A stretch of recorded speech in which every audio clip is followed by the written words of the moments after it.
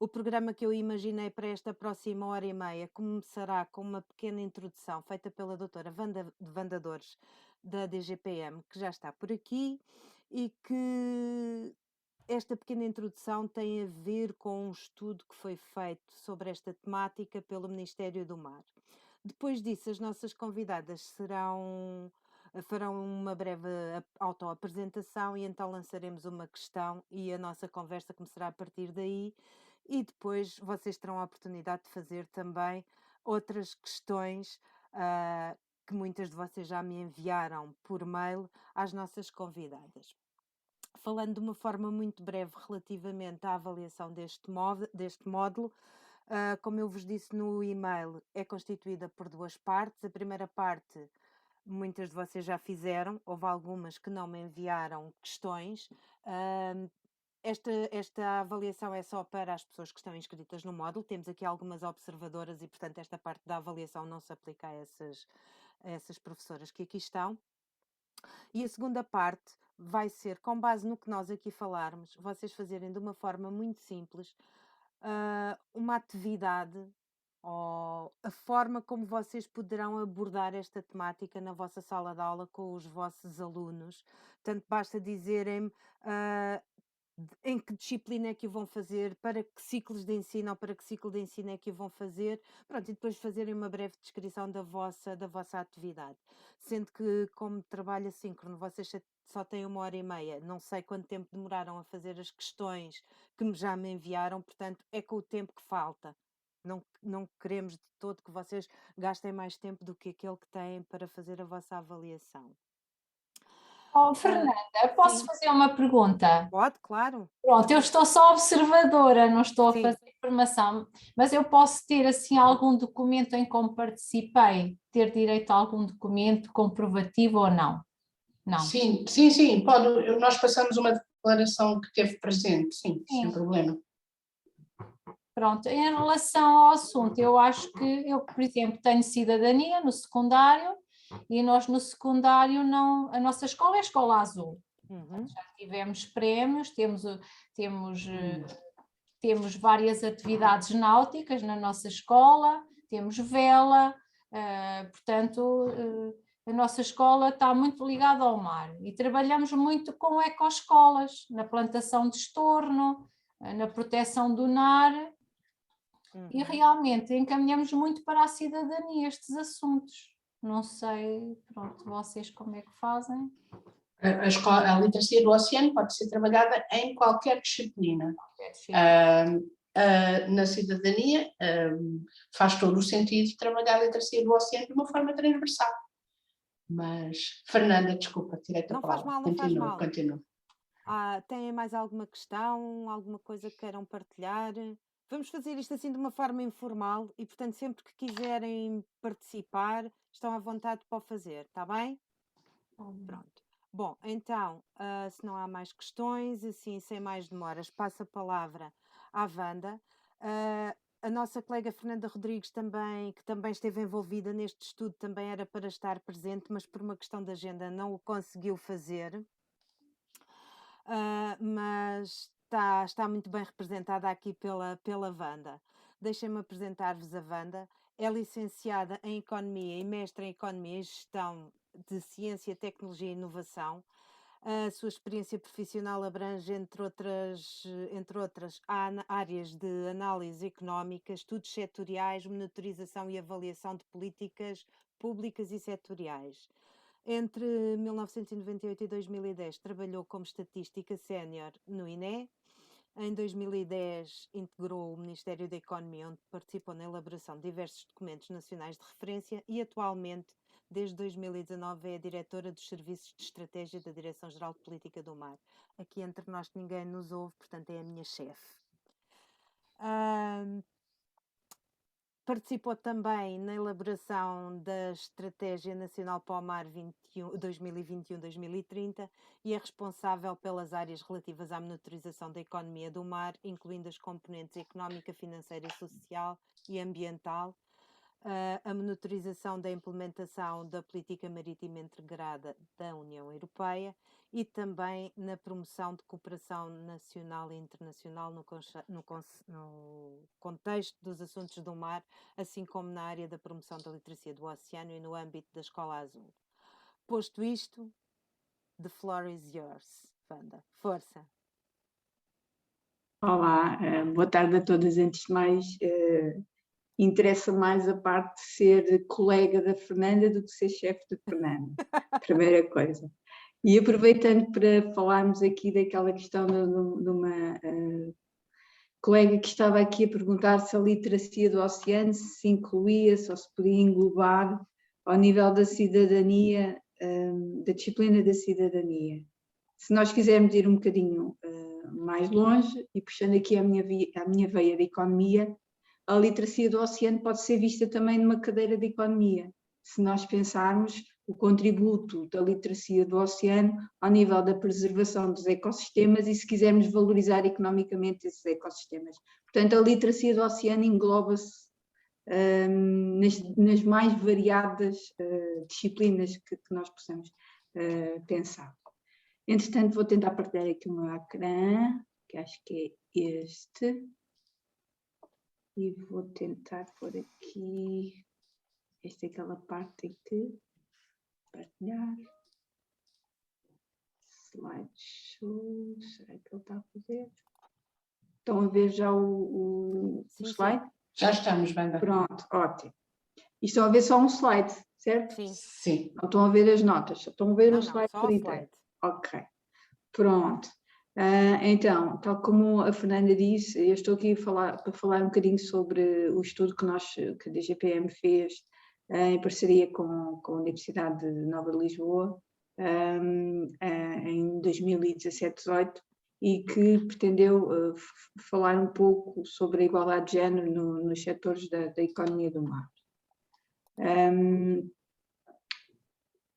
Este estudo teve origem numa iniciativa do Dia Internacional da Mulher em 2017, onde a DGPM e a SIG assinaram um protocolo para desenvolver este estudo que pretendia estudar a distribuição do género ao nível do emprego nos diferentes setores da economia do mar. Foi assim contratualizado este estudo e em fevereiro de 2018 o estudo foi entregue. Neste estudo estiveram envolvidas quase 208 mil pessoas, que são trabalhadores, eram, e esperemos que continuem a ser, trabalhadores que pertencem aos diferentes setores da economia do mar, não só a nível dos setores tradicionais, como a pesca, a aquicultura e a indústria transformadora, mas também ao nível da investigação e desenvolvimento, passando pelo desporto e pela formação superior e profissional. Para além disso, no total destas cerca de 208 mil pessoas, foi identificado um universo de cerca de 53 mil mulheres, pelo que podemos dizer que a taxa de feminização global ao nível da economia do mar, na altura deste estudo, rondava os 25,2%, mais ou menos. Isto é uma taxa média, ou seja, não se pode tirar esta conclusão para todos os setores da economia do mar, e nós vamos ver isso mais à frente, quando fizermos uma análise detalhada. Os objetivos do estudo tinham por base o diagnóstico da igualdade de género nos diferentes setores, como eu já disse, tendo em conta a realidade do setor, não só ao nível do setor público, mas também a nível do setor privado e dos outros setores que influenciavam a dinâmica da economia do mar. Pretendia também identificar as desigualdades de género existentes na economia do mar e quais eram as causas, sempre alinhada com a perspectiva socioeconómica do fenómeno. Pretendia apresentar recomendações e propostas de medidas no sentido de corrigir e mitigar as desigualdades que foram observadas e também propor um plano de igualdade no setor do mar no sentido da diversidade e da não discriminação no âmbito da competitividade e no âmbito da inovação e do desenvolvimento. Atenção que os dados que eu vou agora falar, mais para a frente, são dados relativos ao período analisado no relatório. Portanto, já temos 3 anos, 4 anos após a análise do fenómeno. De qualquer maneira, o primeiro estudo foi feito em Portugal sobre a igualdade de género na economia azul e, efetivamente, existem algumas pesquisas sobre o papel das mulheres nas pescas, mas este é um primeiro estudo que foi feito a nível macroeconómico porque aborda os diferentes setores da economia do mar. Qual foi a metodologia que foi utilizada? Foi uma metodologia mista, ou seja, usou dados que podemos considerar como fontes primárias e também uma análise qualitativa, considerando alguns estudos nacionais e internacionais, mas também algumas entrevistas com informadores privilegiados do setor.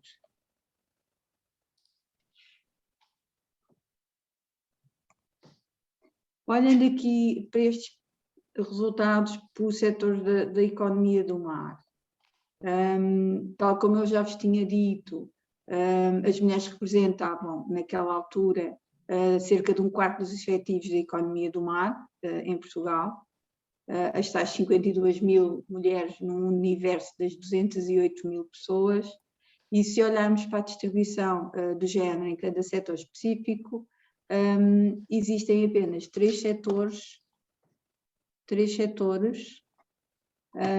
em que as mulheres realmente superam os homens, que é na indústria transformadora. Porquê? Porque aqui temos a indústria conserveira e, de acordo com entrevistas feitas a alguns informadores privilegiados da economia do mar, se formos pensar na indústria conserveira, esta taxa atinge os 90% e até ultrapassa os 90%.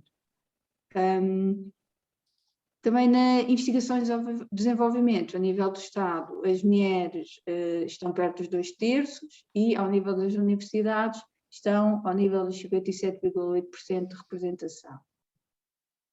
Curiosamente, o setor privado é menos feminino do que o setor estatal e do ensino superior.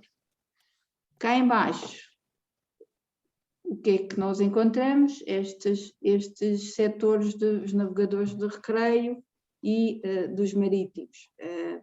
As poucas mulheres que estão nesta posição são geralmente muito mais jovens e as perspectivas deste estudo era que este número deveria crescer nos próximos anos e parece-nos que sim.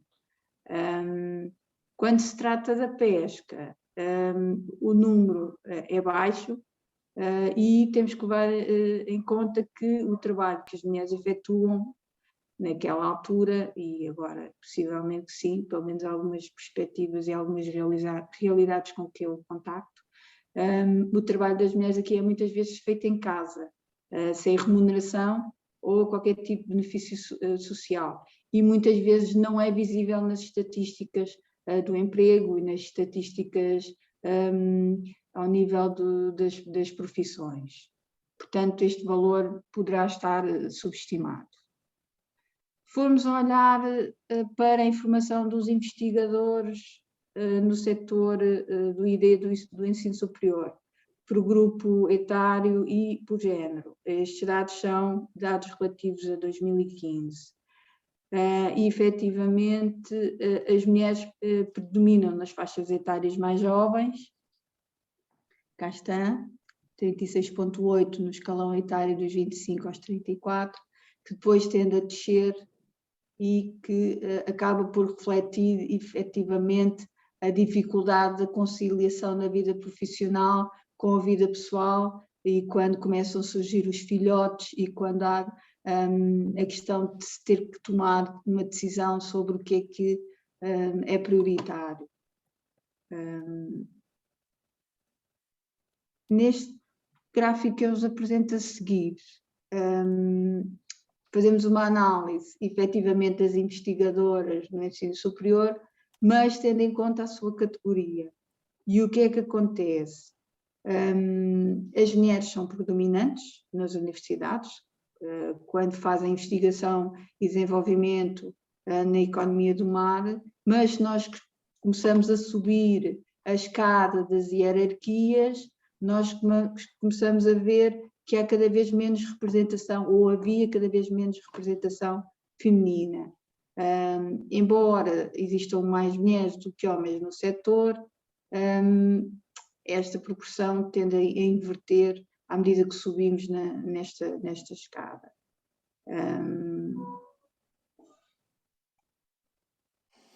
Como conclusões deste estudo, efetivamente o estudo diz que existe uma segregação de género na posição e na hierarquia. Em comparação com os homens, as mulheres encontram-se geralmente em situações laborais mais baixas, com menos autonomia e estabilidade, que revela esta segregação de género. A desigualdade salarial também é uma realidade. No setor pesqueiro, por exemplo, e de acordo com estes dados, as mulheres recebem em média 24% menos que os homens. Esta diferença também é transversal se formos olhar aos níveis de qualificação, mas é mais perceptível entre os profissionais mais qualificados, onde as mulheres ganham em média menos 43% que os homens na mesma categoria. Também podemos falar de uma segregação horizontal de género, ou seja, uma segregação por atividade. No caso aqui, a pesca e a aquicultura continuam a ser domínios altamente masculinos, enquanto as mulheres continuam a estar sobrevalorizadas na indústria da transformação, neste caso mais especificamente na conserveira.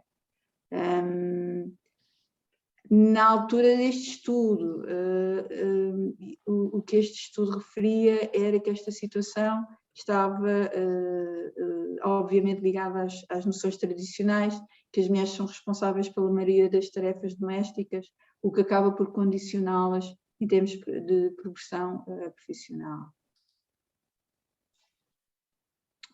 Como pontos fortes, este resultado também faz algumas considerações positivas e no bom caminho. Refere que, apesar da segmentação profissional e setorial, existe uma dinâmica renovada e fresca ao nível da qualificação profissional. Isto porquê? Porque tem havido um crescente interesse das mulheres em cursos e atividades mais tradicionalmente associadas às funções masculinas na economia do mar. Nós temos aqui alguns casos aqui nesta audiência.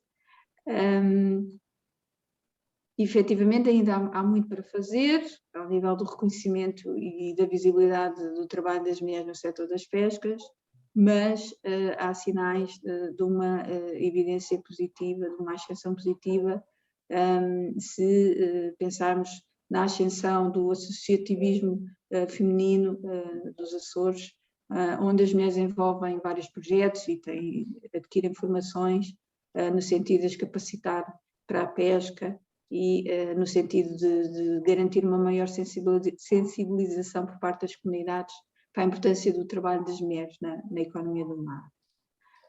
Aqui, ao nível da ação política para a promoção da igualdade de género, efetivamente o Ministério do Mar e da Agricultura desenvolveu vários planos para a igualdade de género. O último foi para o período 2014-2017, mas nós, no âmbito do Plano de Ação da nova Estratégia Nacional para o Mar 2021-2030, incluímos lá uma medida que diz especificamente promover a igualdade de acesso às profissões do mar por parte das mulheres, adotando medidas que combatam a discriminação e a desigualdade e fomentem o respectivo emprego.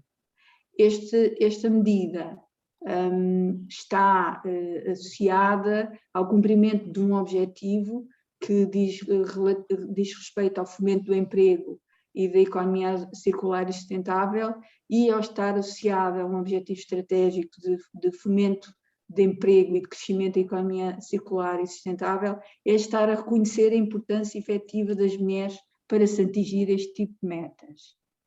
Como minhas considerações finais e pessoais,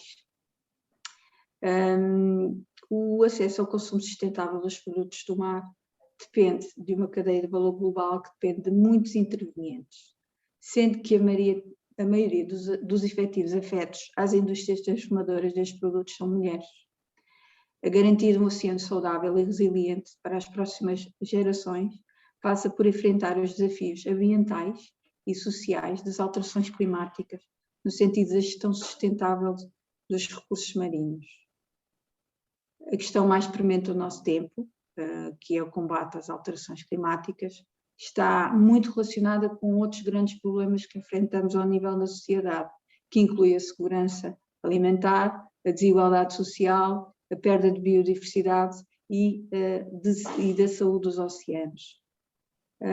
Alguns estudos científicos mostram que a colaboração entre os atores da conservação de todos os géneros, culturas, idades e valores contribui não só para o desenvolvimento sustentável, mas também para a proteção ambiental. Para além disso, as políticas eficazes de promoção da igualdade de género devem também abordar a diversidade de géneros, os papéis e as entidades, assim como os fatores que determinam essa desigualdade, no sentido de se conseguir harmonizar o uso sustentável dos recursos marinhos. E coloco aqui os nossos Objetivos de Desenvolvimento Sustentável, da nossa Agenda 2030, onde eu destaco efetivamente o combate à desigualdade de género, que é o ODS 5, mas também a necessidade de protegermos os oceanos, que é o nosso Objetivo de Desenvolvimento Sustentável 14. Obrigada. Obrigada, Wanda. Vou deixar de partilhar. Ok. Obrigada. Quero perguntar aqui às nossas professoras e às nossas convidadas se têm algum comentário a fazer. O que é que acharam aqui destes números que a Wanda nos apresentou, apesar de, como a Wanda explicou, já não serem atuais, porque estes estudos demoram sempre tempo a serem feitos e, portanto, a serem feitos e os resultados depois a serem trabalhados. Eu acho que continuam provavelmente ainda atuais. Espero que com alguma evolução. E, portanto, gostava de vos perguntar se isto de algum modo vos surpreendeu. Tem alguma questão a fazer à Wanda?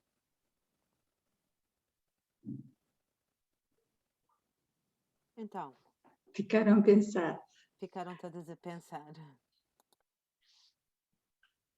E assim, dá que pensar, por regra, o que se costuma dizer é que os resultados de um estudo destes ao nível macroeconómico poderão ser usados como referência num período de 5 anos, ou seja, no longo prazo. Mas eu acredito que hajam aqui coisas que já estejam mudadas. E um desafio, porquê? Porque não? A uma destas pessoas que está aqui, porque não propor aos seus colegas tentar fazer qualquer coisa sobre isto? E se for preciso, eu estou disponível para ajudar. Olha, temos aqui a Sofia tem a mão no ar. Força, Sofia. Sim, boa tarde. Gostava de fazer só uma questão. Tem alguma ideia destes valores por região de Portugal ou é muito semelhante? Estes dados existem por região. À partida, isto será semelhante em todas as regiões. É óbvio que existirão especificidades, se calhar os Açores, como tem mais informação, como já existe este tipo de associativismo, os resultados poderão ser diferentes. Neste caso, fazia sentido fazermos uma análise mais detalhada e irmos mesmo à região, e esses dados, alguns existem. E conseguimos tê-los, sim. Obrigada. Ana? Olá.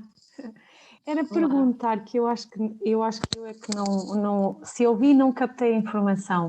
Quando é que foi feito? Era o ano? Só para...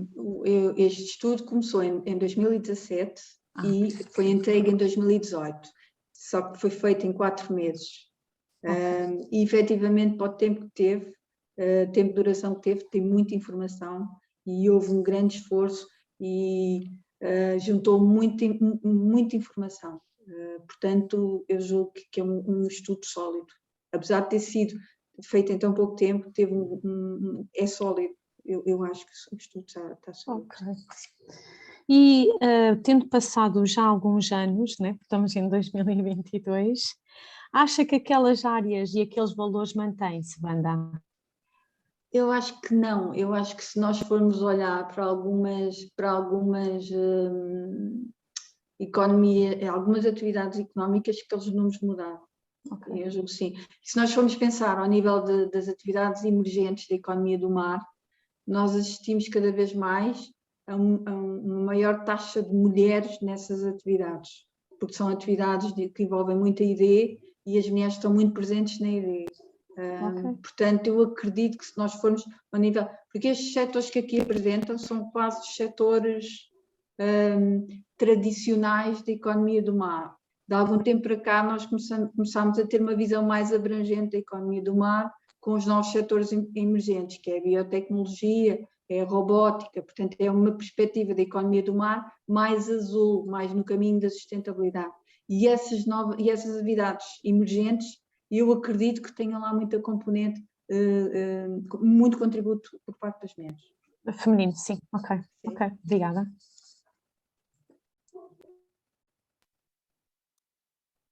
Temos aqui mais alguém. Sim, a Cristina. Cristina Pissarra. A minha questão tem a ver com o seguinte, portanto, nós hoje vemos que há uma discrepância muito grande a nível de diferentes setores, nomeadamente naqueles setores considerados os mais modernos, ok? Será que isso não se deve também ainda a não haver uma sensibilização e uma informação logo na base da escola? Porque eu acho que há muita falta de informação, nomeadamente ao nível de cursos específicos ligados ao mar. Cursos no âmbito, nós temos uma costa muito grande, temos muitas escolas ao longo da costa, em zonas estratégicas, e aquilo que eu percebo é que não existem muitos cursos, muitas ofertas formativas no âmbito, por exemplo, de cursos profissionais para os nossos jovens, e portanto se calhar aí também não há tanta gente que conheça os vários setores ligados à política do mar. Onde é que está? Eu vejo pouca sensibilização e poucas ações nesse âmbito. Eu acho que tem que ver com isso, porque já vai existindo um número crescente de cursos relacionados com a economia do mar a nível superior. Poderá ter a ver com isso, poderá ter a ver com os próprios currículos escolares não terem essa componente. Mas também, por exemplo, haver projetos, repare, no âmbito da Escola Azul, que ajudem a promover precisamente a existência de cursos profissionais nos agrupamentos, nas escolas e agrupamentos, já a nível do secundário. Já se está a pensar nisso, por exemplo, existir protocolos para fazerem estágios, porque muitas vezes a falta de não há cursos profissionais porque depois não há locais para fazerem estágio. E será que não devia haver aí digamos, uma análise mais funda e mais sensível neste sentido? Ao nível do ensino secundário, não posso dizer porque eu não estou par, mas posso partilhar a experiência da DGPM, que já faz alguns estágios a nível académico. Sim, já vamos recebendo alguns alunos. Olá, Raquel. Olá. Raquel, queres falar? Eu também. Sim, a Raquel pode ajudar aqui. Sim. Olha, tens o microfone desligado. Tens o microfone desligado.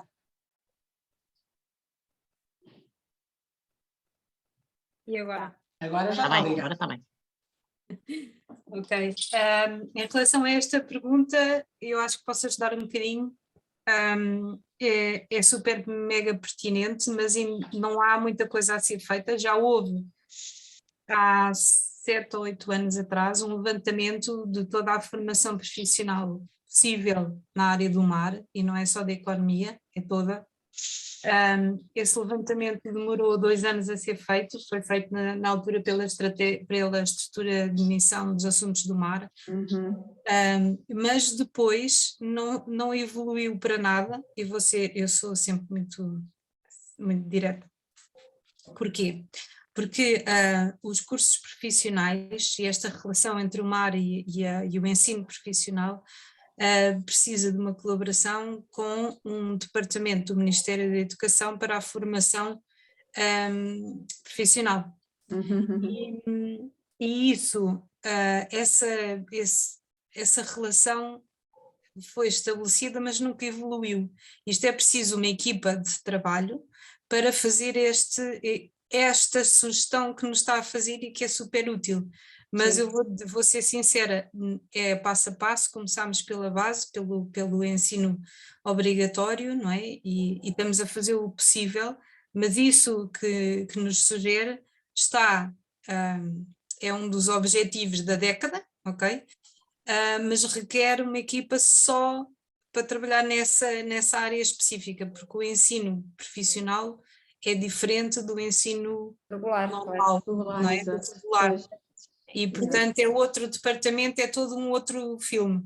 Mas como agora, e hoje é o dia D da transição de competências para as câmaras municipais, não é? De grande parte das competências, e uma das discussões que se tem agora ainda mais acérrima entre a Câmara Municipal, entre o município e o Ministério da Educação, é precisamente no âmbito da rede escolar e das ofertas formativas. Portanto, se calhar também apostar aí nesse âmbito, que mais também junto da Câmara Municipal, que ela depois interferirá, obviamente, e fará a ligação com o Ministério da Educação. Eu acho que puxarmos aí, não é? Porque temos tantos municípios, nós aqui temos, e não temos, em termos de profissionais, quando as pessoas dizem política do mar, quando nós falamos no mar aqui, as pessoas, eu acho que até se retraem, assim, vão para a praia, mas dizem peixeiros não é? E, portanto, isto não é para ser peixeiro, não é para ser uma peixeira, isto aqui é mais do que isso, a pesca é mais do que isso,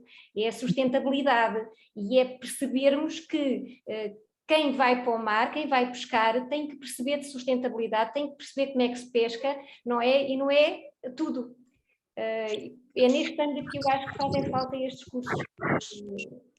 Sim. E que há desinformação ainda. Pois há desinformação até no ingresso a cursos profissionais, não é? Uma espécie de tabu. Só vão, os maus alunos é que vão para os cursos profissionais. Portanto, lá está. E hoje em dia, quem é um bom técnico profissional, eu acho que tem um mundo aos seus pés em determinadas áreas. Sem dúvida. É estas coisas, preocupa-me porque, tendo em conta que estou na gestão, e de facto preocupa-me. E estamos aqui numa área tão boa do mar, temos o rio, temos o mar, estamos em Almada, eu estou em Almada, não é? Estamos todos, e poderíamos aproveitar a ligação que temos com a escola e do mar noutro âmbito. Tem toda a razão. Sem dúvida. Obrigada, está bem, obrigadíssima. Obrigada. Obrigada. Bem, já estamos a ficar um bocadinho fora aqui do meu calendário, mas Cátia e Sofia, ainda vos vou dar oportunidade de fazerem essas duas questões que vocês têm aí, aos vossos contributos. Eu, ao mesmo tempo que é uma questão, se calhar um comentário. Eu ia dizer que, e ainda em relação ao que estavam a falar do acesso ao ensino superior, que há uns anos atrás eu acho que os cursos e eu falo por experiência própria, porque olhei um bocadinho na altura que ia concorrer para o calendário, e eles estavam distribuídos muito no mesmo sítio. Agora é que acho que se começam a espalhar um bocadinho mais, mas na altura estavam muito centrados Lisboa, Algarve e ilhas. Eu acho que isso se calhar também era um fator que não ajudava muito e que não contribuía. Outra questão é em relação a algum estudo paralelo, mas anterior. Não, este é o único. De modo a que se possa. Porque eu acho que, apesar de estarmos aí devagarinho, estamos a evoluir um bocadinho. As mulheres. Sim. Não é? Pronto, era por isso. Queria saber se havia algum estudo comparativo dos anos 90. Ok. Não. Obrigada. Não. Este foi o primeiro. Este. Ok. Pode ser que se pense agora fazer nos próximos tempos. Sofia. É muito rápido e é só um comentário também àquilo que a Cristina esteve a falar mesmo agora. Nós tivemos, há 2 anos, uma turma de curso profissional de técnico de turismo que precisamente trabalhou muitas questões do mar, por exemplo. Podia ser por aí. Também depende da região. É de que região? O curso era Almada onde? também, como a Cristina. Pronto, ok. Está bem. Bom, vamos então avançar. Passo agora então a palavra às nossas convidadas. Como todas as senhoras que aqui estão sabem que temos connosco a Andreia Afonso, a Catarina Abril e a Filipa Bessa. Vou pedir para elas se apresentarem e que na sua apresentação também nos digam qual é que é a sua primeira memória com a ligação que têm ao mar e o que é que as motivou a trabalharem nesta área. Catarina, já tens o microfone aberto? Penso que é a Força. Cátia que tem o microfone, mas posso também eu Desculpem. iniciar. Não tem mal nenhum, é normal, geralmente também acontece-me. Começo então, meu nome é Catarina, eu sou licenciada em Biologia Marinha e tenho um mestrado em Biologia Marinha e Conservação, sendo que a minha paixão, como pode ser um bocadinho óbvio por aquilo que estão a ver atrás de mim, são tubarões.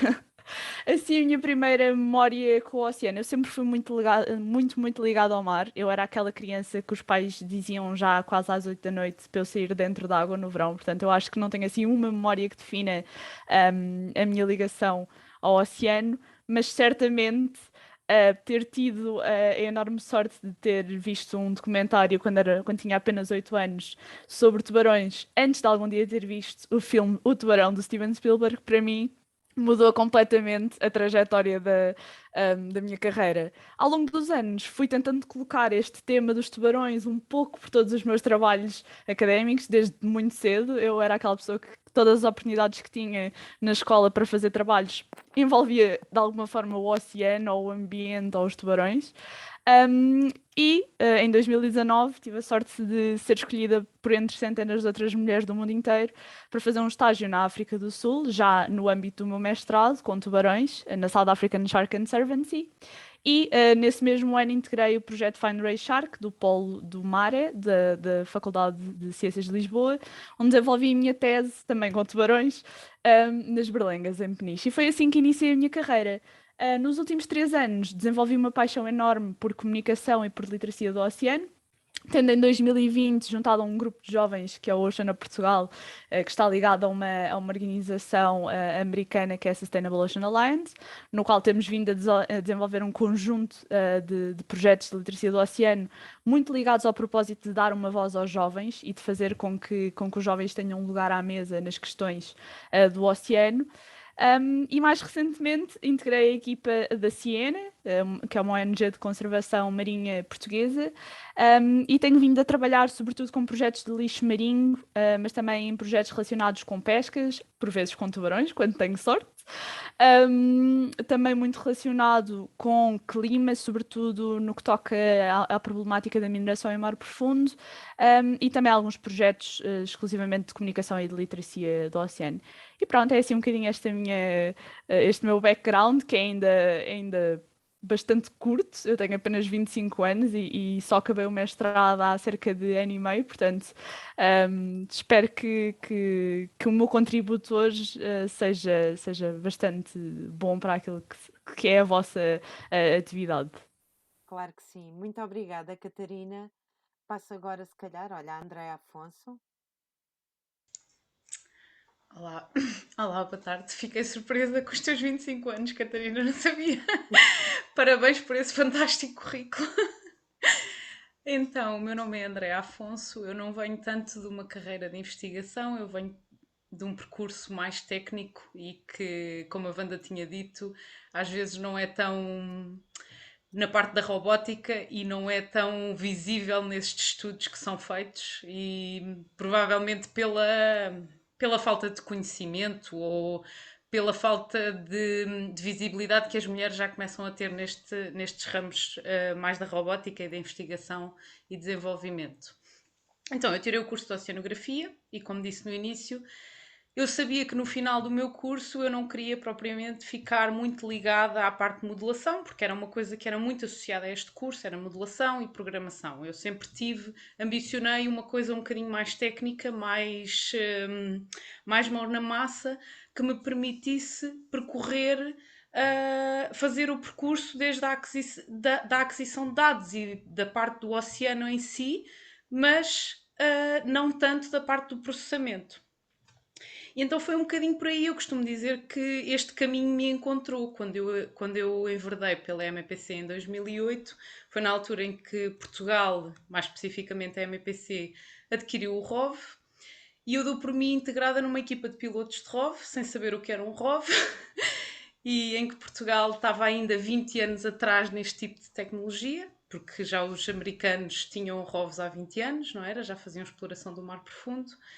Mas não foi por isso que me demoveu. Aliás, foi super aliciante conseguir concretizar esta parte, que era ter um foco muito mais operacional. Então pude desenvolver as minhas capacidades de mecânica, de hidráulica, da parte de fibra óptica, que é nisso que foco um bocadinho o meu trabalho hoje em dia.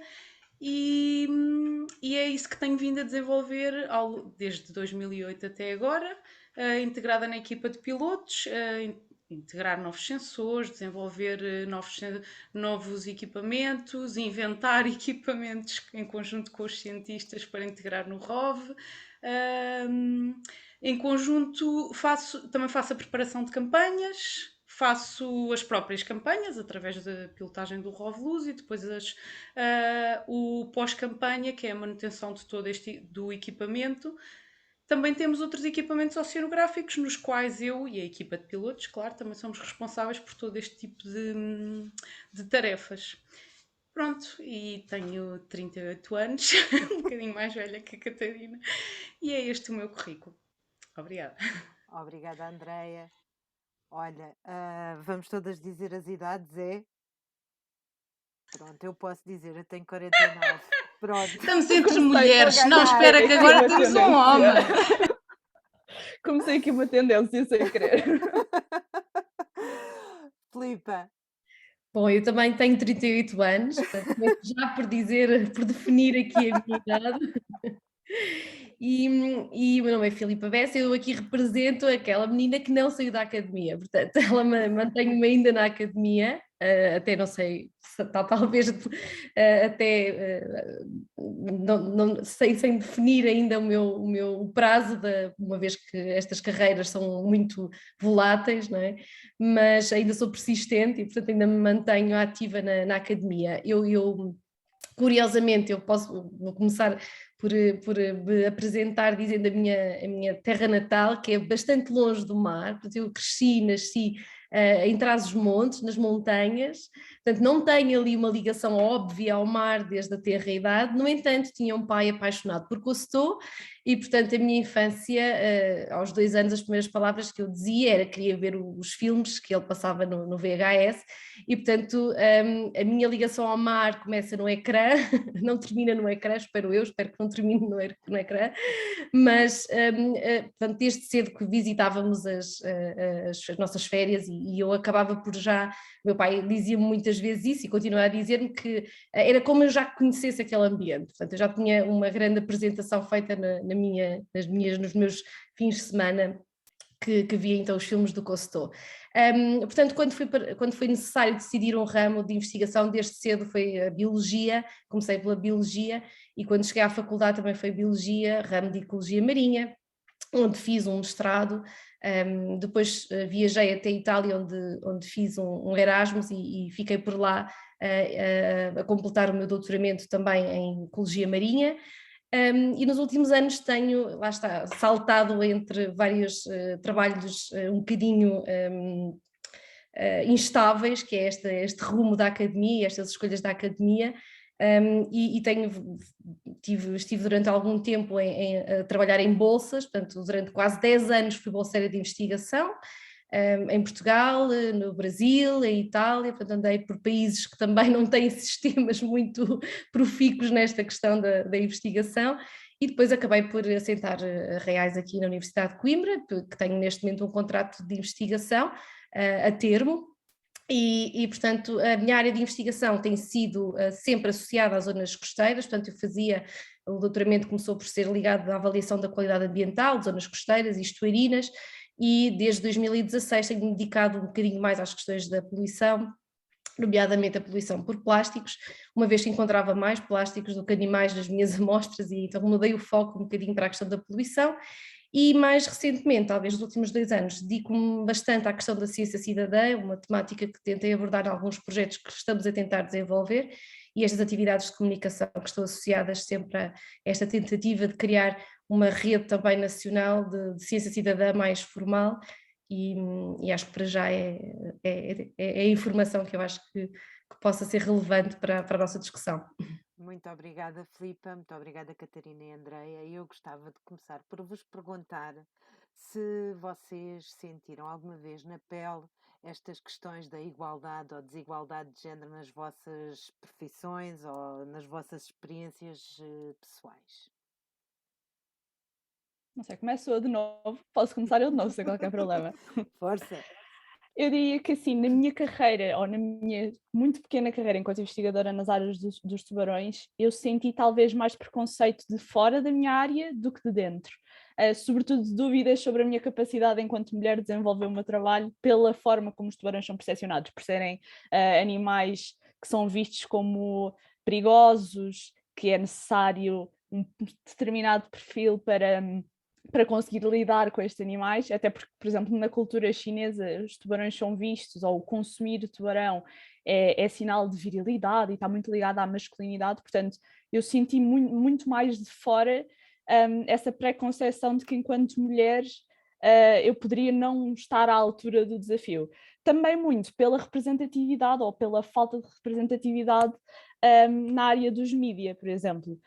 Se formos pensar em canais que tradicionalmente passam documentários de tubarões como a National Geographic ou a Discovery, eu quando era pequena era muito raro ver-se um documentário com uma mulher na área dos tubarões, apesar de atualmente ser, e isto é um facto, o ramo sobretudo da investigação com tubarões brancos, que são considerados os tubarões de que toda a gente tem tanto medo, ser largamente dominado por mulheres. Portanto, há um bocadinho o facto também de eu, em pequena, não me rever nestes cientistas desta área, muitas vezes põe-se a dúvida, quando somos mais novas, de será que eu devia enverdar por este caminho? Será que existe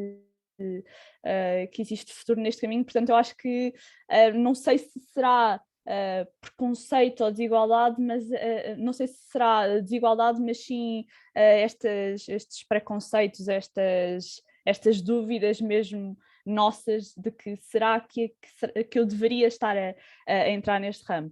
No entanto, dentro da área em que estou neste momento, porque eu acabei por sair um bocadinho da área de investigação e enverdar por outro caminho, pela influência de políticas públicas ou policy, eu tive o privilégio e tenho tido o privilégio de trabalhar com mulheres em posições de poder e mulheres brilhantes, que têm sido para mim e para muitas pessoas que estão agora a entrar neste mundo uma grande inspiração. Portanto, eu acho que apesar de ainda haver alguma discrepância, sobretudo em posições hierárquicas superiores, acho que temos feito um caminho bastante grande nesse sentido, e eu espero continuar a ver esse desenvolvimento. Para além disso, tenho a sorte de, na minha equipa, ter a oportunidade de participar mais recentemente a nível internacional, nomeadamente em alguns grupos de ONGs. Tenho tido bastante formação num conceito que é agora relativamente novo, que é a interseccionalidade, ou seja, trazer estas questões sociais para o local de trabalho, muito focado particularmente nestes grupos onde eu tenho tido esta formação na poluição com plásticos, mas em geral ligada à economia do oceano e às questões do oceano. Portanto, eu acho que sou uma sortuda de ter esta introdução na minha carreira, mas acredito que noutras áreas não o seja assim. Obrigada, Catarina. Olha, eu não conhecia este novo conceito da interseccionalidade. Não conhecia, muito interessante. E de facto, na sociedade, a nossa sociedade está dominada por preconceitos. E muitas vezes são esses que condicionam, de facto, os caminhos que nós deveríamos seguir. Bom, passo então agora, se calhar, à Andreia. Seguimos a ordem de há bocado. Eu posso estar a ser um bocadinho injusta, mas isto baseia-se sempre na nossa experiência, mas eu também nunca senti propriamente a discriminação de género. Eu acho que às vezes são esses mesmos preconceitos que nós temos interiorizados que fazem com que nós questionemos as capacidades que temos ou questionemos se devemos efetivamente agir igual a um homem em determinada situação e que isso nos fará mais capaz ou mais apta para determinada atividade ou mais apta ou mais... e com isto quero dizer um exemplo que eu costumo contar e que me fez pensar nesta maneira. No ano passado participei numa campanha em que foi a primeira campanha que houve uma chefe científica feminina. Até então eu nunca tinha participado numa campanha em que a chefe científica fosse uma mulher. Também nunca tinha pensado nisto. Nunca me tinha questionado porque é que não haveriam mais mulheres em cargos de chefia científica ou a liderar campanhas oceanográficas e tanto tempo no mar.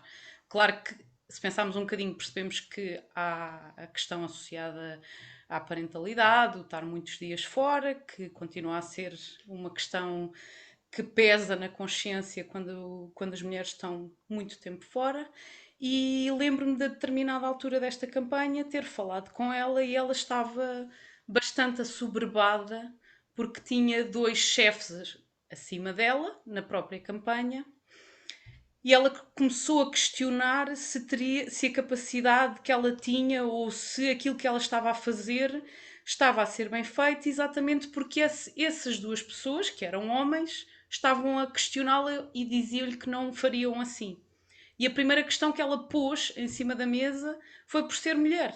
A primeira questão que ela pôs em cima da mesa foi o esconder-se para deitar uma lágrima, o esconder-se por ser demasiado emocional. E isto fez-me pensar efetivamente que esta discriminação vem muito da nossa autocrítica, que é eu tenho que esconder as minhas fragilidades, se é que eu acho que são fragilidades, para não mostrar esta fraqueza e acharem que eu, como mulher, vou ser mais emocional, mais fraquinha e então não vou ter essa capacidade de liderar uma equipa. Dito isto, eu tive muita sorte no caminho que percorri porque quer na equipa da MEPC, quer na equipa de pilotos de ROV, mais concretamente com quem eu trabalho, que são todos meus amigos, nunca me fizeram sentir que eu tivesse menos capacidades ou que fosse inferior a eles. Eu acho que essa dissolução da diferença de género acabou por ir desaparecendo e acolheram as minhas diferenças como mais-valias para a equipa. Se bem que eu também gosto de dizer que no início, quando eu participei em campanhas, a primeira campanha que eu fiz no navio NRP Almirante Gago Coutinho, o desafio também foi muito mais interno do que externo, porque a guarnição tinha muito poucas mulheres, era uma guarnição maioritariamente não era civil, ou seja, era militar, o que ainda interpõe um bocadinho mais de dificuldade a ultrapassar. E nós éramos uma equipa civil também, mas que já agregava muitas mulheres, porque temos sempre aliado ao campo científico, eu acho que ajuda a dissolver esta discrepância. E quando eu embarquei na última campanha em 2016, houve uma evolução clara do número de mulheres da guarnição do navio, já eram muito mais do que eram inicialmente. Por isso eu acho que este caminho tem vindo a ser feito e eu sinto que, mesmo da minha própria família, nunca senti, não deverias seguir isto porque és mulher. Tu vais enfrentar dificuldades que podem ser mais difíceis, como estar muito tempo no mar, mais uma vez, como é que vais construir uma família, ou seja, são mais estas preocupações. Por isso, pela minha experiência, posso dizer que acho que nunca senti essa discriminação, felizmente.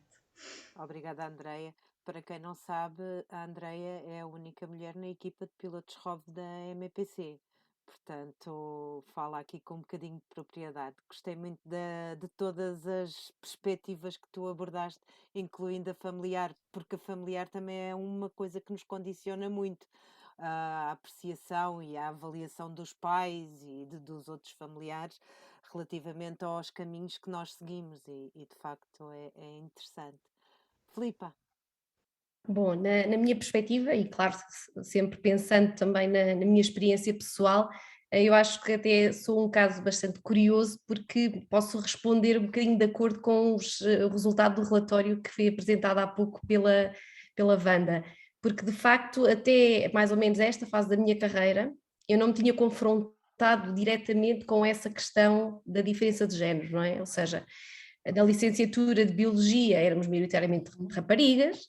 Durante o mestrado éramos maioritariamente raparigas, portanto, mulheres sempre a dominar as primeiras etapas da vida académica, na licenciatura, no mestrado e no doutoramento.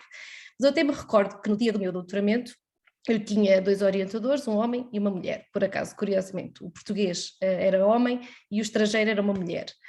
E essa mulher tinha sido a primeira mulher italiana a ser diretora de uma universidade. Portanto, ela representava ali também um ícone marcante. E recordo-me de ser ela a dar um primeiro parecer de que todos os elementos do meu júri eram homens. E perguntou, e o reitor é homem, e o presidente do teu doutoramento também é homem. Mas eu não achei que aquilo fosse algo relevante ou que condicionasse, ainda não estava a pensar nesses cargos e e não tinha nunca tido essa visão de que, de facto, à medida que se vai progredindo na carreira, a academia começa, essa mudança de género começa a ser mais evidente, não é? Com o meu caso pessoal, que acabo o meu doutoramento e que estou os primeiros anos ainda ali em bolsas e sem um contrato que me desse alguma estabilidade pessoal também para constituir família, por exemplo, que é sempre uma daquelas decisões que pesam para quem está a construir uma carreira científica. Eu, entretanto, fui mãe há 2 anos e comecei a sentir essas dificuldades. E não digo que as senti diretamente pelos meus colegas homens, aliás, tenho uma equipa bastante representada nos 2 sexos, mas talvez no acesso a essa igualdade de avaliação ou dessa igualdade no processo de avaliação, porque o que acontece, e o que a mim me aconteceu muito, e particularmente nesta situação de pandemia, que ainda veio agravar um bocadinho mais estas questões, é que nós somos avaliados anualmente com base em métricas, números. Portanto, se eu produzir um artigo científico, é com base nesse artigo científico, nesse número que eu sou avaliada e que o meu contrato é renovado. Claro que os nossos contratos têm uma cláusula que diz que durante o período de maternidade, que nós temos acesso, obviamente, a uma licença de parentalidade, pode ser dividida ou não depois com o nosso parceiro, mas esses indicadores não são aliviados de certa forma, ou seja, o que vai acontecer é que eu tenho um período que posso descansar, que posso dedicar à minha parentalidade, mas o meu desempenho anual vai sofrer.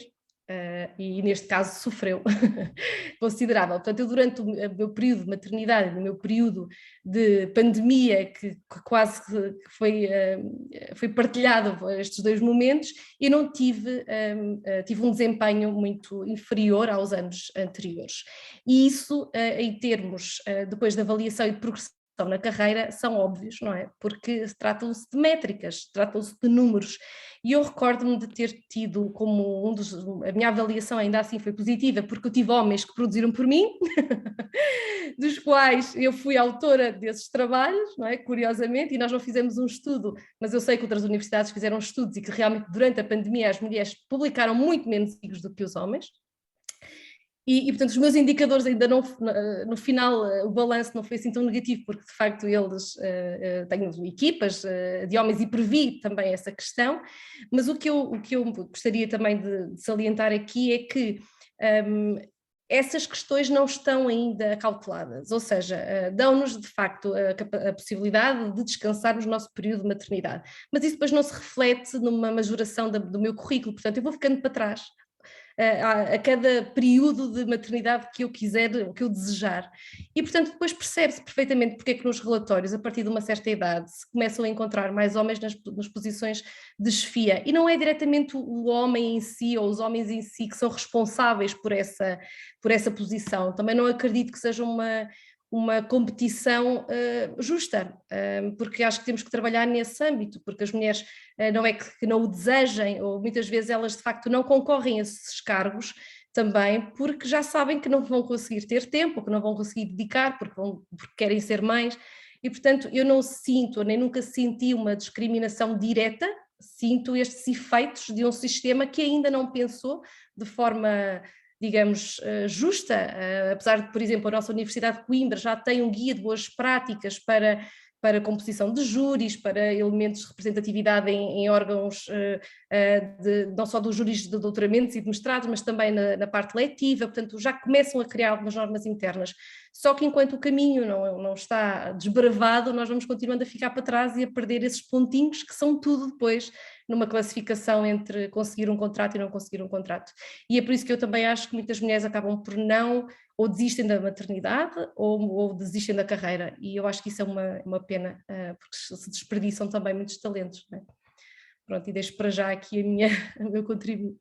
Muito obrigada, Filipa. De facto, é a parte da maternidade e as implicações que isso depois tem nas opções e nas escolhas que se tem que fazer a nível pessoal é muito triste.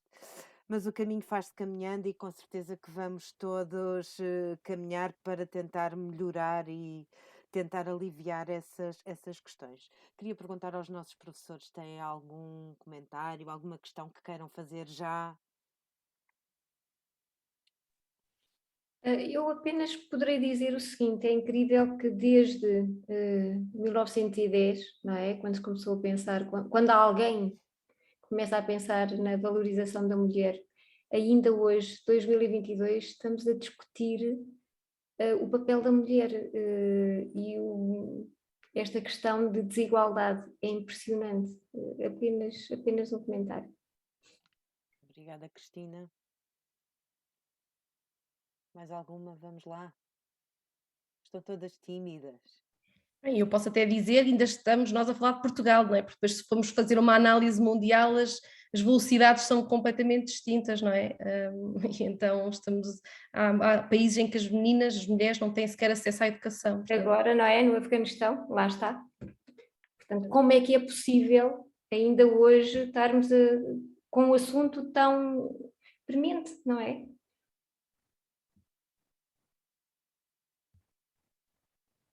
Se não há mais nenhuma...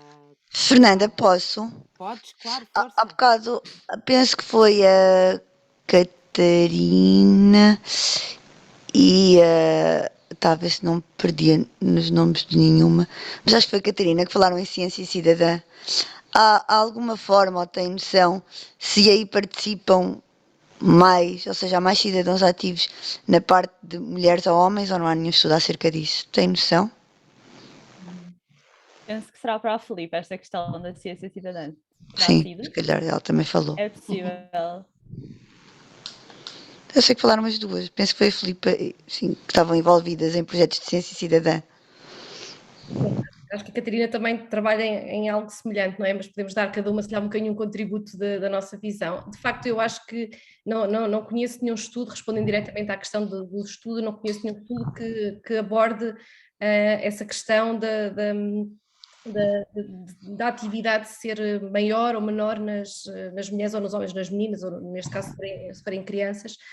O que eu sinto sempre é que as meninas, se forem crianças, são sempre muito mais solícitas nestas questões ambientais, assim de uma experiência, tal como são muito cuidadosas e cuidadoras, não é? Aquele instinto quase maternal e do cuidar do ambiente, mas depois também há exemplos contrários, portanto eu não sinto, é apenas uma opinião dos grupos com quem tenho trabalhado, não é? Nas equipas há sempre aquele grupinho das meninas que gosta de intervir e de trabalhar, mas não tenho números para provar esta tendência ou esta sensação, acaba por ser mais uma sensação, sim.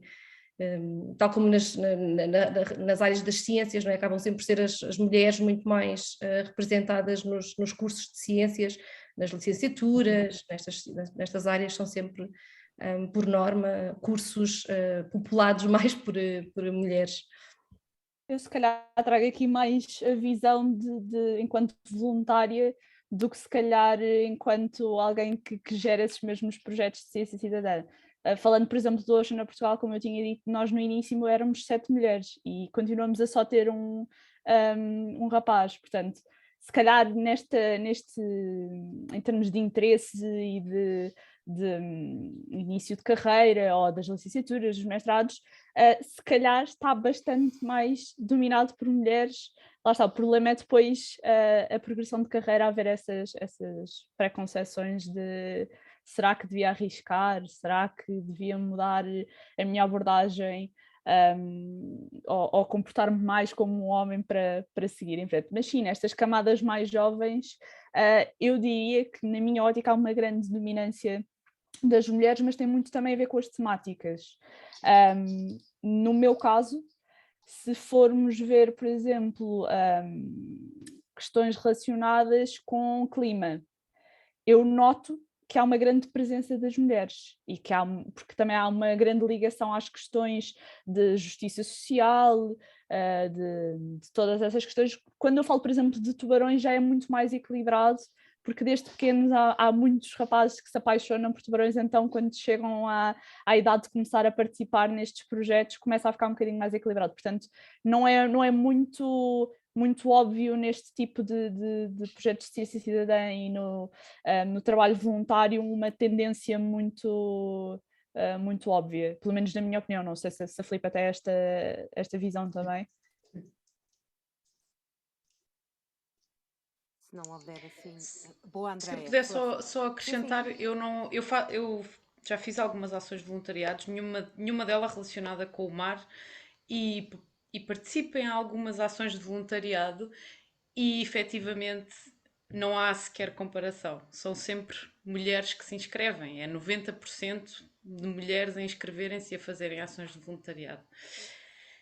E já foi desde causas sociais a causas animais, coisas mais ligadas à parte do oceano, e aquilo que eu tenho visto são sempre a sensibilidade das mulheres para se associarem a estas causas ou disponibilizarem algum do seu tempo para ajudarem nestas causas. Identificam-se acima dos homens, sem dúvida nenhuma, sim. Era só um bocadinho para partilhar um bocadinho da minha experiência também nesse aspecto. Obrigada, Andréia. Bom, então vamos avançar mais um bocadinho, que já estamos a derrapar aqui no que eu tinha aqui imaginado, e gostava de vos pedir para fazerem uma pequena reflexão sobre o passado, o presente e o futuro do papel do género no setor do mar e das atividades marítimas em Portugal. E se calhar agora começávamos pela Filipa. Pode ser? Claro. Bom, a reflexão deverá, e eu vou talvez se calhar deixar mais questões aí abertas do que respostas, não é? Porque eu acho que todas concordam daquilo que também já foi partilhado aqui, que as coisas estão a melhorar. Mas esse melhorar traduz-se a uma velocidade que não é nem sempre aquela que gostaríamos de ver acompanhada, não é? E eu também estive a pensar um bocadinho naquilo que poderíamos trazer aqui como ajuda a educadores e a professores, não é? Que têm um papel ativo com as camadas mais jovens, que são aquelas que talvez possam acelerar esse processo, não é? Ou seja, talvez não seja a minha geração aquela que consiga fazer mudanças sistémicas no sistema, não é? Nós podemos fazer contributos e eu sinto isso muito. Também falando um bocadinho da minha experiência e dos meus contributos da minha família, eu vivia no interior, portanto a minha avó disse-me que só viu o mar quando já tinha 20 anos e portanto o empoderamento feminino vem também da família e que sempre me inspirou. E eu creio que uma das mensagens que nós podemos passar aqui como exemplos ainda de luta, uma luta work in progress, não é? É que estes professores podem ser mensageiros para os seus alunos desta igualdade e desta paridade. E às vezes pode passar por pequenas coisas do dia a dia, pequenas expressões, porque isto acaba por ser algo mais social do que propriamente profissional, ou seja, na minha visão, o que eu acho é que estão enraizados em nós muitos comportamentos e muitas mensagens que já nos separam. E eu falo-vos que esta questão tem sido bem mais atual pelas razões que já vos referi, por ter sido também mãe há 2 anos, e essas questões começaram todas a desabrochar em mim, e uma das questões que eu mais noto é que a nossa cultura separa desde a nascença o que é de menino do que é de menina, tais como as expressões, tal como a roupa que vestem, e eu creio que os nossos professores aqui, que é o público-alvo, não é, desta ação, podem começar a desconstruir essas diferenças, não é? Porque é que a roupa azul tem que ser de menino exclusivamente e a cor-de-rosa de menina? E porque é que o trabalho associado ao mar tem de ser de menino e o de costura tem de ser de menina? Portanto, eu creio que mais do que romper estas dificuldades que provavelmente não iremos ver na nossa vida, eu creio que poderão ser, esta reflexão pode ser de que forma é que nós, com os nossos exemplos, vos podemos ajudar a que vocês consigam passar essas mensagens e a corromper um bocadinho este ciclo, não é? Este sistema de separação de género.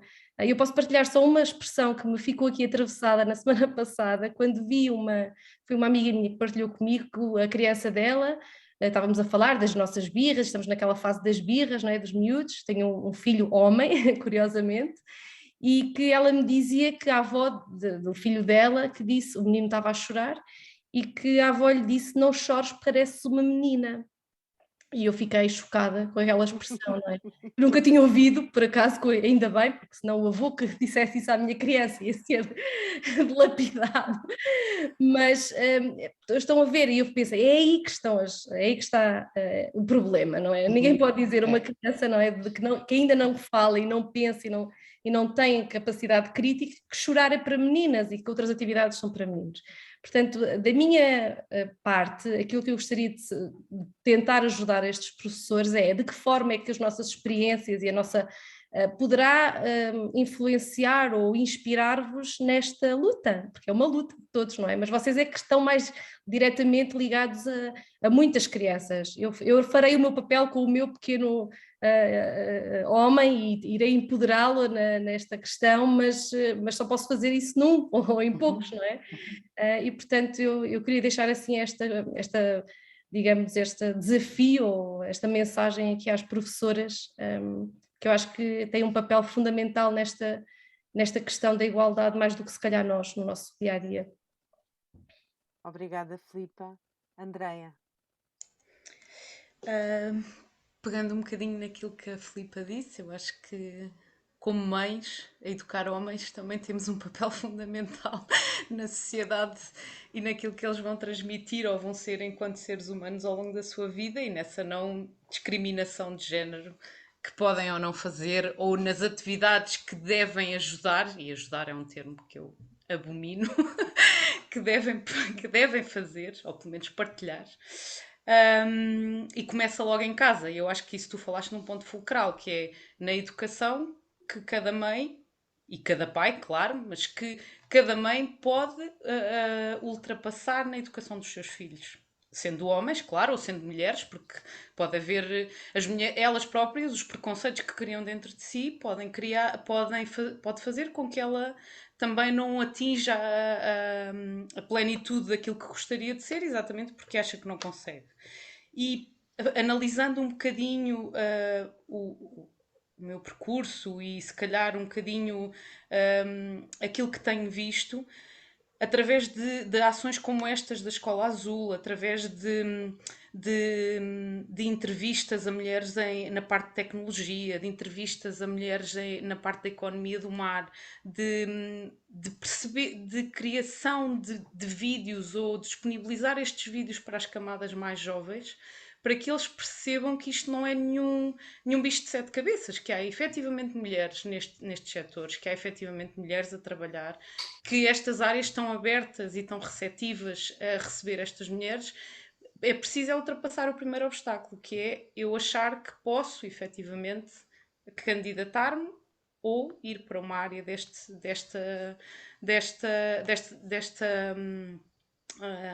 é que se diz? Ou ir para este tipo de área. Por isso, a minha análise um bocadinho relativamente ao futuro é que eu acho que estes role models são muito importantes e eu acho que criam alguma inspiração nas camadas mais jovens. Obrigada. Muito obrigada, Andreia, pelo teu contributo. Catarina. Depois a seguir a Catarina, gostava de partilhar a minha experiência pessoal. Ok. Eu iria também partilhar aqui algo que eu estando ainda no início da minha carreira, claro que essas dúvidas ainda estão muito presentes para mim. Nós falávamos há bocado, curiosamente, quando entramos, sobre este síndrome de impostor, e a realidade é como a Filipa disse, é muitas vezes nós próprias tendo ou a sociedade tendo esses preconceitos, acabamos por cortar as nossas próprias pernas antes de sequer termos a oportunidade de demonstrar aquilo que somos capazes. E eu tenho um exemplo muito curioso. Eu, como é óbvio, trabalhando com tubarões e com tubarões grandes, sempre tive muitas questões internas de será que isto é algo que eu quero fazer no futuro, porque são muitas horas no mar, é um trabalho que é perigoso. Eu não vos vou estar a dizer aqui que marcar tubarões é um trabalho fácil ou que não dê algum medo, alguma adrenalina. Portanto, eu tinha muito essas questões, até que tive um role model que mudou isso para mim.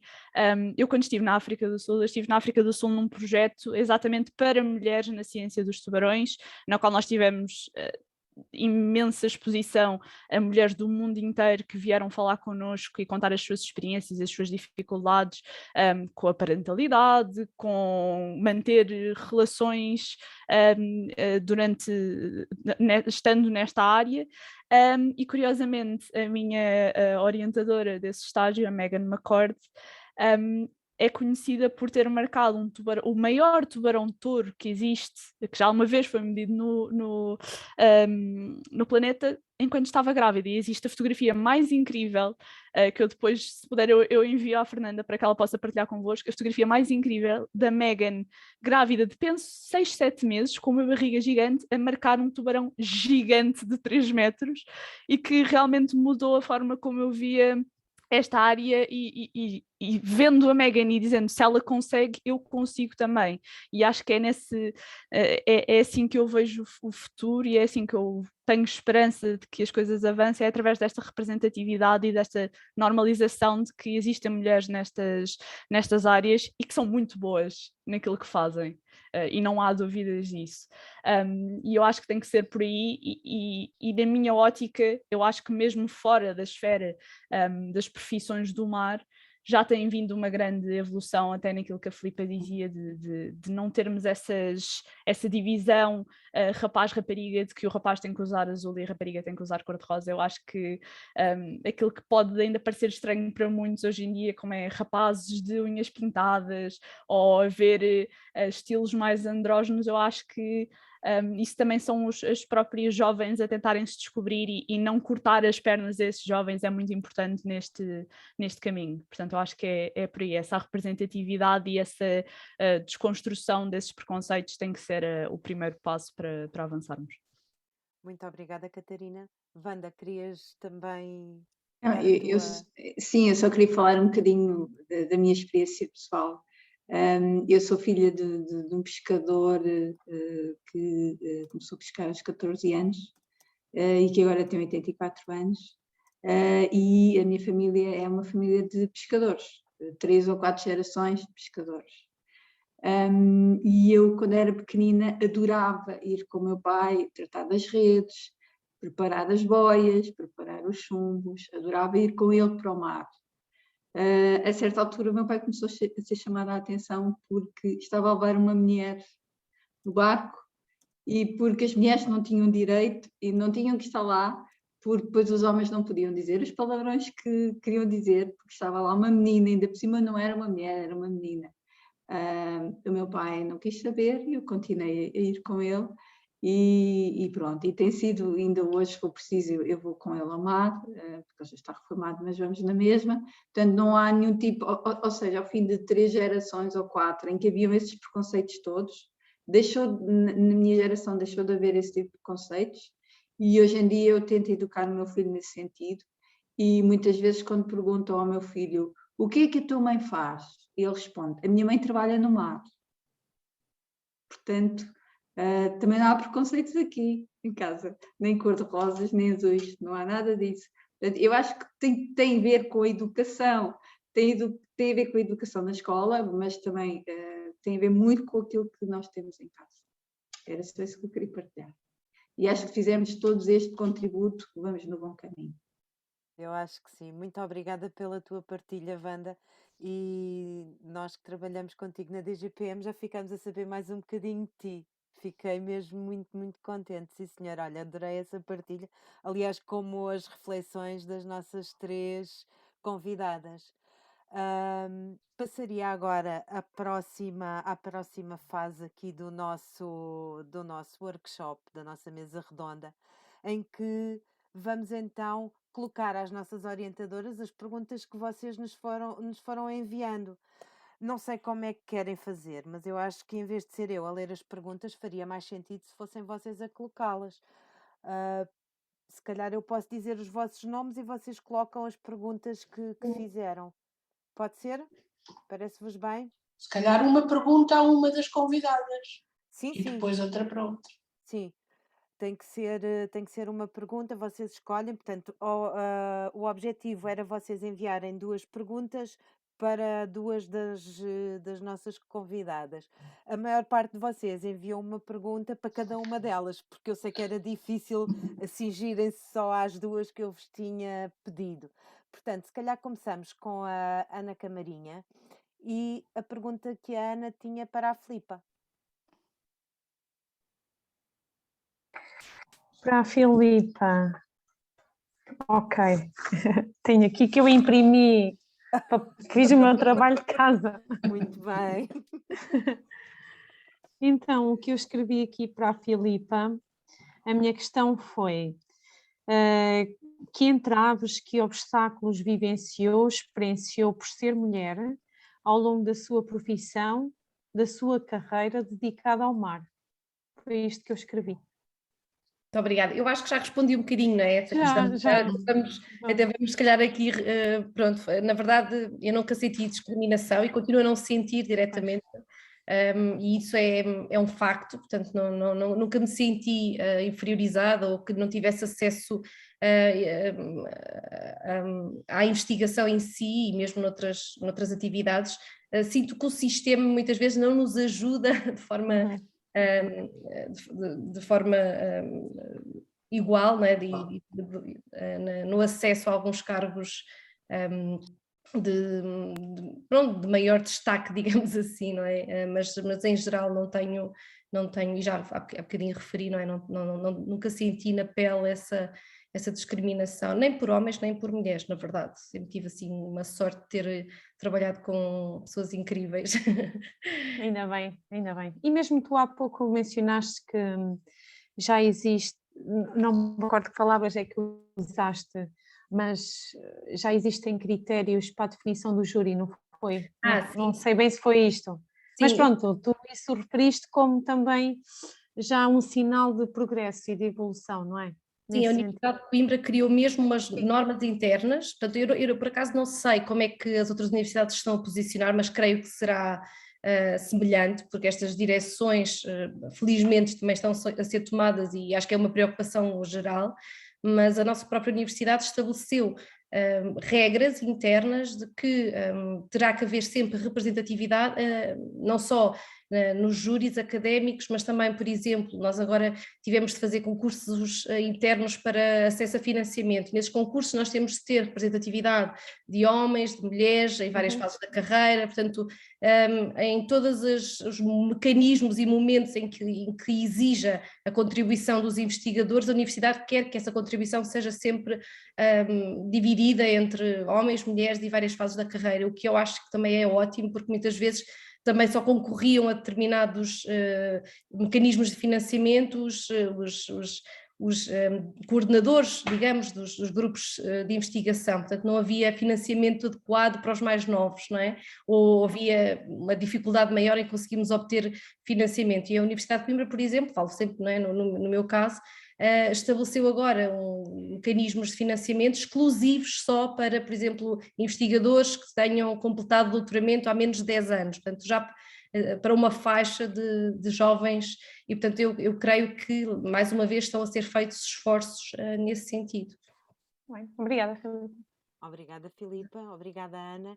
Sim, Isabel obrigada. Martins tinha aqui enviado uma pergunta para, quer dizer, enviou uma pergunta para cada uma das nossas oradoras. E então vou-lhe pedir que coloque a pergunta à Andreia. Ok, Pode ser? sim senhora. Portanto, para a Andreia, eu também, pronto, penso que de alguma forma também já foi respondido, mas a minha questão era, considerando que as profissões ligadas ao mar estão tradicionalmente também associadas ao género masculino, se é possível ainda sentir no seu desempenho profissional aquela pressão para ser bem-sucedida e sem falhas, portanto, um desempenho profissional que tradicionalmente se ajusta mais ao que estamos mais habituados a distinguir no sexo masculino. Obrigada, Isabel, pela pergunta. Sim, também já foi um bocadinho respondida e eu acho que nós, no nosso universo, talvez se calhar pela literacia que já temos, este grupo, ou pelas oradoras, pela literacia que já existe nas nossas oradoras e incluindo-me a mim, se calhar a discriminação não fez parte do meio onde nós vivemos e se calhar somos sortudas nesse sentido e muitas vezes eu até já tinha colocado esta questão quando nós nos conhecemos, eu, a Catarina e a Filipa, que é até que ponto para mim fazia sentido a desigualdade ou a igualdade de género, aliás. E no meu meio, como eu nunca senti essa desigualdade, então eu prefiro combater a não discriminação de género. E para mim faz mais sentido essa abordagem, quando eu digo que eu não quero esconder que realmente sou efetivamente mais emocional, mas que isso não me atribui nenhum tipo de fraqueza às atividades que eu tenho que fazer no meu dia a dia. Que isso não incuta em mim a ideia de que eu vou ser menos bem sucedida naquilo que eu tenho que fazer, porque efetivamente tenho uma postura diferente de um homem e abordo as questões de maneira diferente de um homem. Por isso, com isto, eu acho que também tive sempre muita sorte na minha casa, liberdade ter sido um ênfase que me permitiu escolher o que eu gostava. E isso nunca houve ninguém que me disse essa profissão é mais para um homem. Não. Aquilo que me questionaram foi efetivamente, mas o que é que vais fazer com isso? Porque o meu pai é professor, a minha mãe é enfermeira, são coisas muito que toda a gente conhecia na altura, não é? Ninguém perguntou o que é que faz um enfermeiro, o que é que faz um professor. E, no entanto, quando eu disse, não, eu vou para Ciências do Mar, ramo Oceanografia, mas o que é que vais fazer com isso? O que é que isso te dá para o futuro? Ou seja, as questões foram muito mais do futuro e não propriamente apontadas para a parte do género associadas à profissão. E eu acho que isso também me deixou sempre muito à vontade com o facto de eu sentir que as coisas mais mão na massa, ou mais técnicas, ou mais operacionais, que às vezes são mais associadas a homens, como por exemplo, sei lá, arranjar coisas em casa, que a minha irmã tem um dizer que eu acho que é muito preconceituoso, mas é verdade, tu és o homem da casa. Pronto. E eu gosto de resolver estas questões em casa. E é preconceituoso, mas claro, como é vindo de alguém que nós conhecemos, nós não sabemos que não é dito com esse intuito. Mas sabemos que na nossa cabeça isto está associado aos homens, não é? Portanto, eu sempre tive esta sorte de nunca ter sentido nem a discriminação por parte da minha família, nem por parte das pessoas que trabalham comigo. No entanto, não deixo de pensar que o facto de nós lutarmos por uma igualdade, até que ponto nós queremos ser efetivamente iguais. Por isso é que eu levanto sempre a questão da não discriminação de género, mas porque nós atingimos um patamar em que podemos discutir isto, claro. Se formos a outro país, noutras sociedades, noutros níveis de educação, isto não faz sentido nenhum, e claro. Ou no início da luta pelos direitos das mulheres, isto fazia todo o sentido. Portanto, respondendo à pergunta, não senti essa desigualdade. Ok. Obrigada. Obrigada, Andreia. Manuela, tens uma pergunta muito gira para a Catarina. Força. A Catarina, pronto. A Catarina é que tirou o curso aqui na minha zona, no Algarve, não é? Portanto, e neste caso, eu por acaso até estou a trabalhar num projeto com a Siena, o Lixarte, mas a pergunta não vai por aí, não vai por aí. Queria saber, porque isto tem a ver com os tubarões, pelo facto de ser uma área que realmente se associa a algo perigoso, a algo violento, a algo que em termos físicos até é de facto assustador, não é? Para uma mulher ou para o sexo fraco, digamos assim. Esta parte, eu fiquei curiosa, foi pelo facto de ter ganho a bolsa para mulheres. Aqui já está a haver uma parte sexista, não é? Portanto, bolsa para mulheres.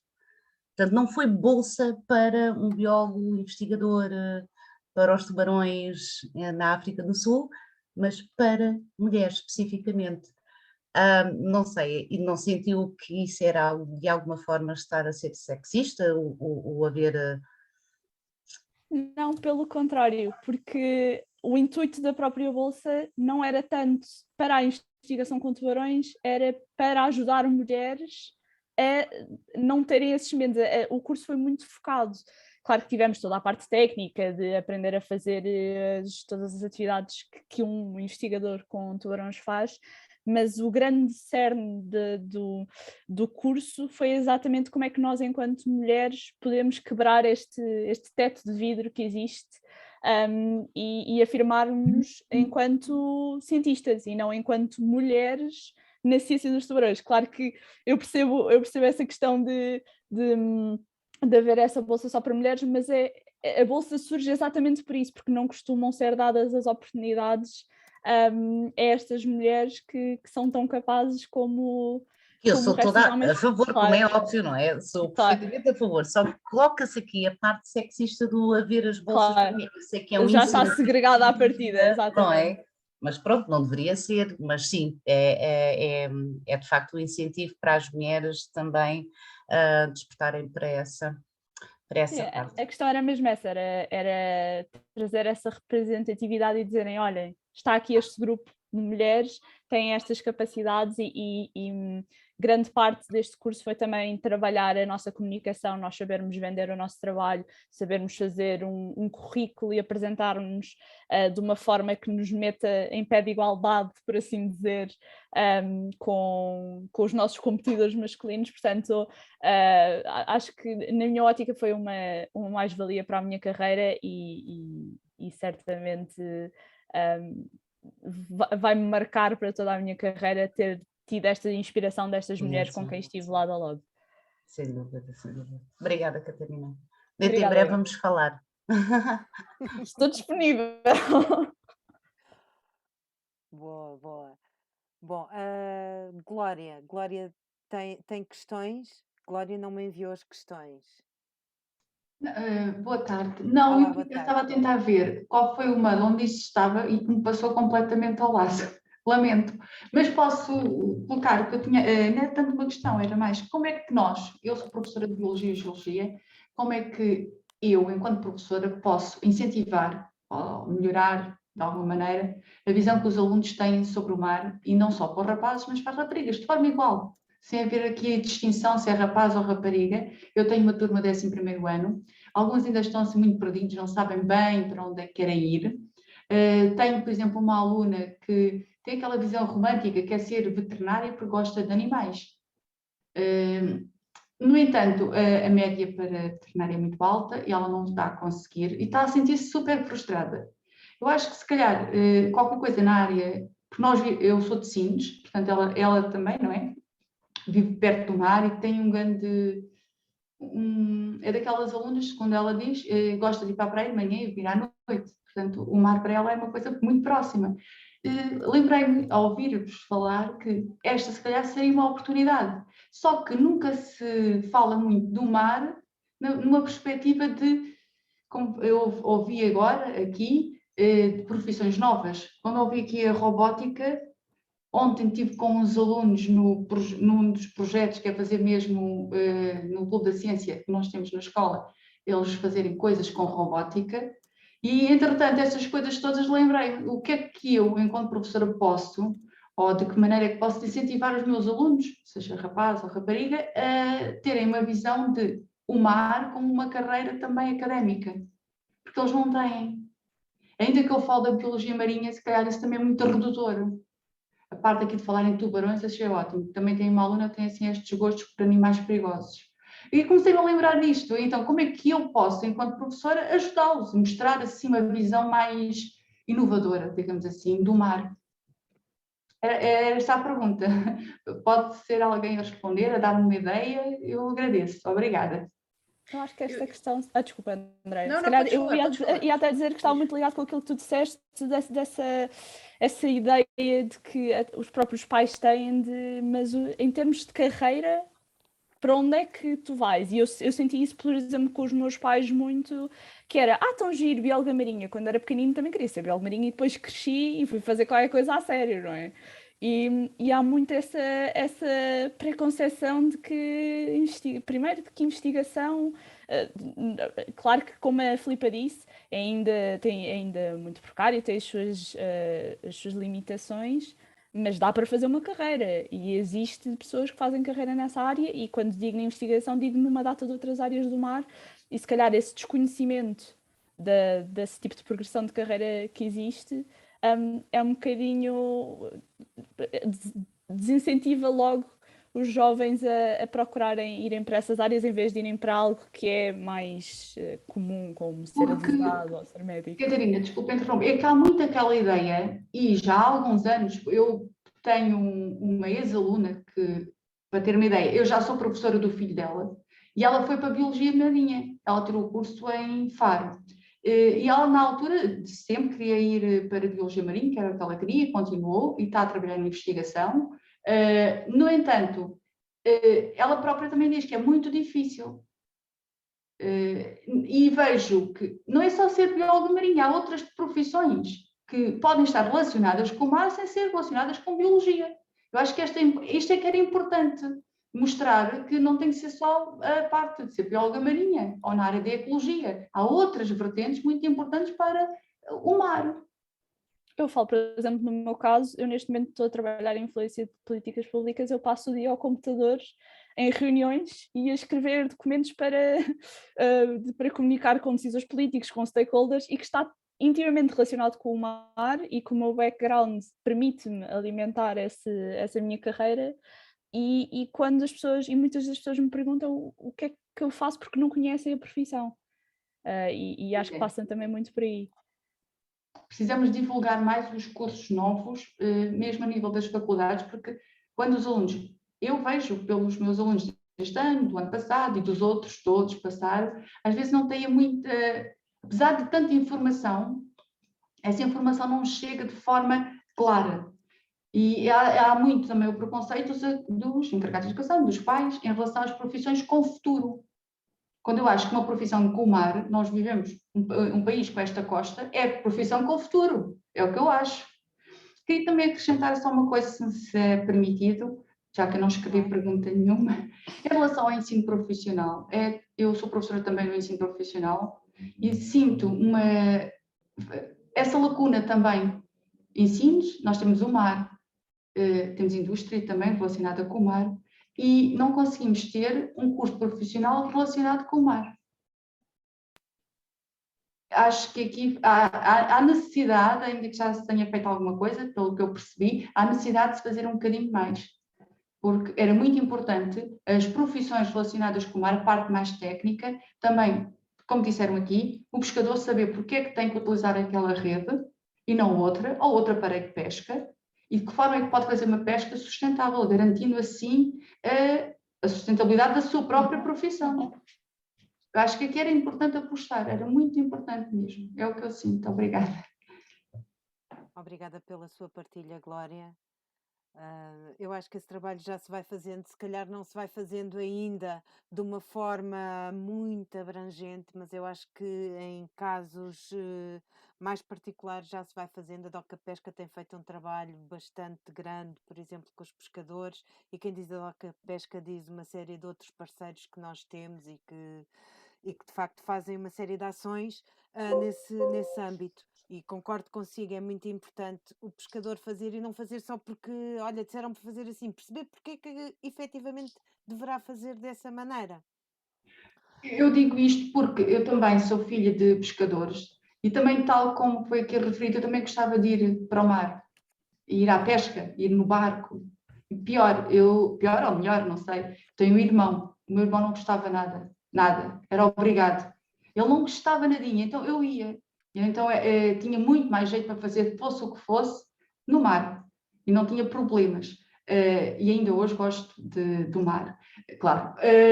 E acho interessante, porque já na altura, reparem bem, o meu pai já faleceu infelizmente, mas ele pescou até aos 74 anos. E ele começou a perceber até as diferenças no tipo de peixe que apanhava, os tamanhos, as espécies, as coisas que antes ele via que agora não há. Ele percebia isso. E era uma pessoa que tinha uma escolaridade mínima reduzidíssima. Portanto, ele tinha essa percepção de forma empírica, não é? No entanto, hoje em dia eu acho que já estamos num patamar completamente diferente e temos que melhorar sempre. Vamos cá para isso também, não é? É verdade, é verdade. Muito obrigada, Glória. Ainda temos tempo para mais uma ou duas questões. Já estamos a passar bastante tempo. Eu não sei se posso só dar aqui uma sugestão, que estou a Podes, pensar um bocadinho força. aqui no que a Glória estava a dizer, e acho que tenho aqui uma sugestão para os professores prática que possa talvez ajudar nas suas aulas, que é, quando introduzirem o tema da biologia marinha, não pensem logo nas profissões óbvias e aí pode-se também, juntamente com a Escola Azul, começar a trabalhar nas profissões do mar e criar um catálogo de profissões do mar. E nesse catálogo das profissões do mar, não colocar só os homens de referência ou aqueles mundialmente conhecidos, mas colocar as mulheres reais, nós aqui, as que, por exemplo, que representamos áreas distintas, não é? E eu acho que aqui fazemos um 2 em 1, que é mostrar a diversidade logo de profissões do mar, e que há homens e mulheres que tão bem representam essas profissões do mar.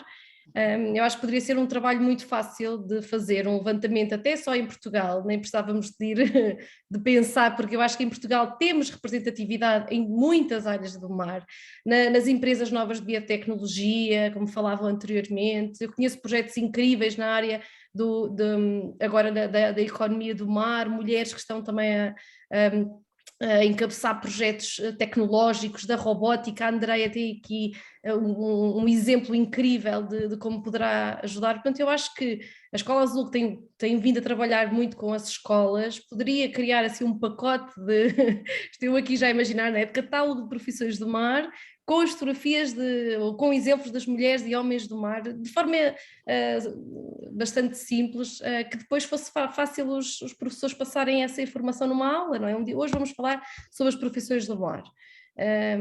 E era só uma sugestão que me veio assim à cabeça de repente.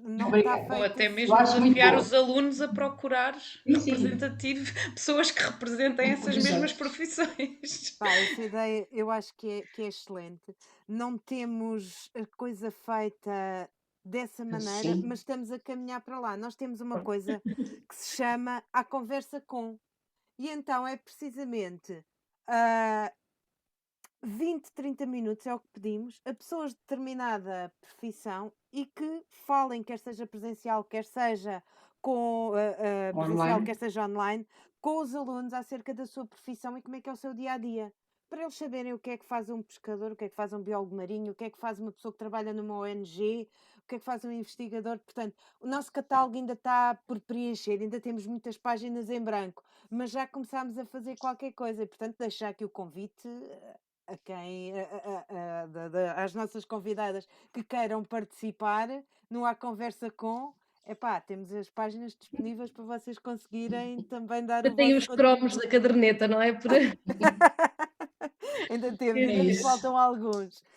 Olha, vamos fazer mais 3 perguntas, uma a cada uma de vocês. Cátia, sei que tens uma pergunta para a Catarina. Então, eu gostava de saber que, enquanto mulher, qual é que foi a maior dificuldade que ela sentiu a trabalhar com tubarões? E se ela sente que essa é a mesma dificuldade que os homens sentem, ok? E se ela sente que, enquanto mulher, temos algum ponto a favor? Isto no sentido, penso eu, de sermos mais sensíveis ou assim, no facto de trabalharmos ali com na observação e etc. com tubarões? Sim, em termos das minhas dificuldades, eu acho que a minha maior dificuldade é sentir esta competitividade de, sendo uma mulher no meio de vários homens, sentir sempre que ou tenho que adotar alguns comportamentos deles, por exemplo, quando vou para o mar, adotar às vezes um estilo mais masculino, por assim dizer, especialmente quando fazia atividades com pescadores. Acho que temos sempre, eu acho que a minha maior dificuldade é sempre ter aquele bichinho no fundo da cabeça a remoer de calma lá que isto não é igual para mim do que é para eles. O que se calhar é mais percepção minha do que deles, que acabam por me aceitar com toda a normalidade. Em termos daquilo que eu trago enquanto mulher, eu há bocado estava-me a lembrar de uma situação engraçada para mim, que foi durante o meu mestrado, eu tive bastante contacto com pescadores. E na zona onde eu fui trabalhar com pescadores havia alguma sensibilidade perante ser alguém de um centro de investigação a ir colocar questões aos pescadores, porque existia alguma hostilidade por parte dos pescadores, e na altura disseram-me algo que eu até hoje não sei se é bom ou se é mau, que olharam para mim e disseram assim: tu tens vantagem porque és mulher e és jovem e eles acham-te inofensiva. Isso, por um lado, é positivo no sentido em que eu ser mulher é uma mais-valia porque me vai abrir portas, porque eles acabam por falar comigo e a realidade foi que todos os pescadores com quem falei foram excelentes comigo e responderam a todas as minhas questões. Por outro lado, assombra-me um bocadinho esta questão do és inofensiva, de se calhar começo-me a questionar de será que eu não sou levada a sério, o que é que querem dizer com isto do ser inofensiva. Portanto, eu acho que sim, tem as suas vantagens ser mulher às vezes, porque temos outra forma de abordar as questões, porque temos outra sensibilidade. Eu, por exemplo, sou uma pessoa que admito, sou muito emocional, sobretudo com questões de conservação e de governança. Sou uma pessoa que gosta muito de falar e de expressar e sou super emotiva, e eu sinto que isso é uma mais-valia na minha área. Agora, por outro lado, lá está, aquilo que me disseram do ser inofensiva deixa-me um bocadinho desconfortável de perceber que ainda há um bocadinho essa concepção perante as mulheres de que somos mais frágeis ou de que não devemos ser tão levadas a sério porque somos mulheres. Portanto, é um bocadinho uma faca de dois gumes nesse sentido. Obrigada, Catarina. Cristina, eu acho que a pergunta que a Cristina fez à Andreia já foi mais ou menos respondida, mas eu gostei tanto dessa questão que vou desafiá-la a fazer a pergunta à Andreia. Ok, pronto, sim, ela já foi respondida, mas eu, portanto, a Andreia disse numa entrevista o seguinte: uma mulher fica sempre bem de fato de macaco. E eu pergunto, sendo a primeira mulher a integrar a equipa de pilotos do ROV Luso, sentiu por algum momento necessidade de mostrar que também é capaz de não só vestir o fato de macaco, mas sobretudo saber usá-lo nos desafios do dia a dia?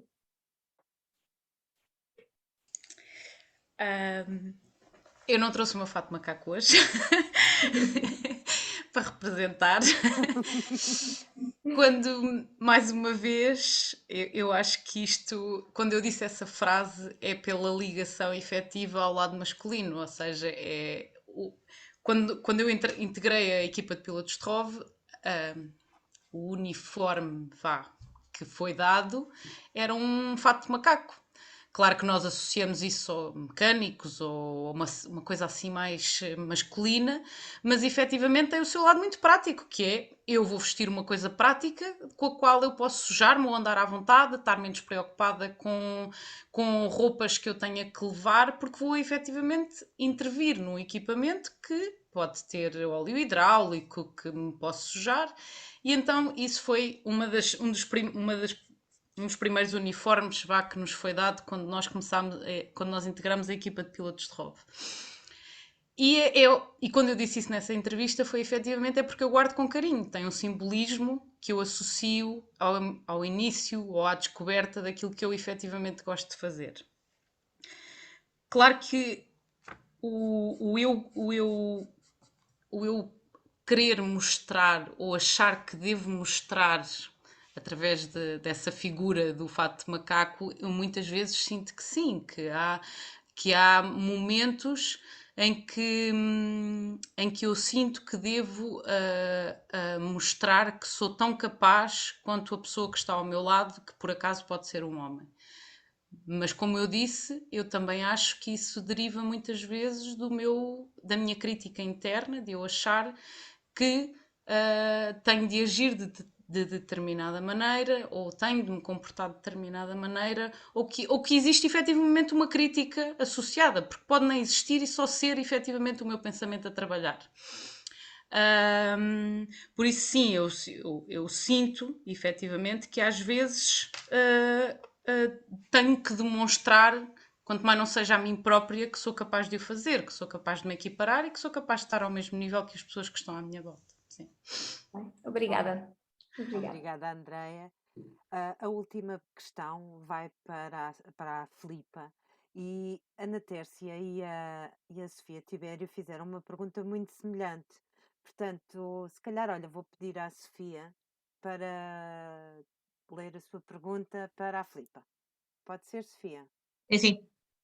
Se não tiver, eu posso ler. Tenho aqui. Elas são muito semelhantes. Então a minha pergunta é, nos projetos nacionais e internacionais em que tem participado, tem encontrado um número cada vez maior de mulheres em posições de liderança? E que impacto é que esses números têm?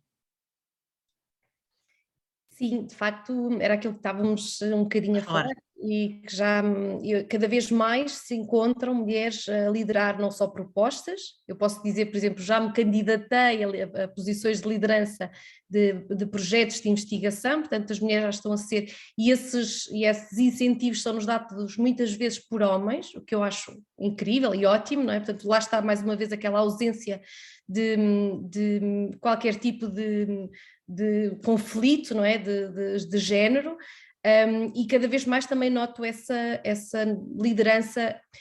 Lá está, acho que há diferenças nas velocidades com que essa liderança vai sendo alcançada. Falo, por exemplo, que noto algumas diferenças mais no âmbito europeu, que é o que eu tenho trabalhado. Os países do norte, quando falo dos países escandinavos, os países do norte da Europa, já têm essas preocupações quase inatas, portanto é algo que já não é um requisito que veio apenas agora, portanto já é um requisito válido e que já o praticam há muitos mais anos, portanto já é um dado adquirido. Eu creio que nós estamos um bocadinho às vezes ainda a trabalhar esse assunto, quando para eles já é algo que está completamente garantido.